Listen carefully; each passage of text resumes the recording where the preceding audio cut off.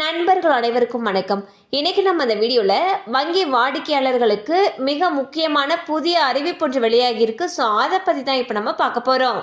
இந்திய ரிசர்வ் வங்கி ஏடிஎம்களில் பணம் எடுப்பதற்கு தற்பொழுது கட்டணத்தை உயர்த்தி அறிவித்துள்ளது. பொதுவாக வங்கிகளில் கணக்கு வைத்திருப்பவர்கள் ஏடிஎம்களில் சென்று பணம் எடுப்பார்கள். அதன்படி பணம் எடுப்பதற்கு மற்றும் ஸ்டேட்மெண்ட் வாங்குவதற்கு போன்ற சேவைகளுக்கு ஒரு மாதத்திற்கு 5 முறை ஏடிஎம் இயந்திரத்தை இலவசமாக பயன்படுத்தலாம். ஆனால் அதற்கு மேல் ஏடிஎம் இயந்திரத்தை பயன்படுத்தினால் கட்டணம் வசூலிக்க நேரிடும். அதன்படி 5 தடவைக்கு மேல் ஒவ்வொரு முறையும் பண பரிவர்த்தனை செய்யும் பொழுது தலா 21 ரூபாய் கட்டணமாக வசூலிக்கப்பட்டது. ஆனால் இந்த கட்டணத்தை தற்பொழுது ரிசர்வ் வங்கி உயர்த்தி 23ஆக அதிகரித்துள்ளது. சோ பாத்தீங்கன்னா ஏடிஎம் வழியாக நம்ம பணம் எடுக்கிறப்போ ஃபர்ஸ்ட் 5 டிரான்சாக்சன் ஃப்ரீ. அதுக்கு மேல எடுக்கக்கூடிய ஒவ்வொரு டிரான்சாக்சனுக்கும் 21 ரூபாய் வசூலிச்சிட்டு இருந்தாங்க.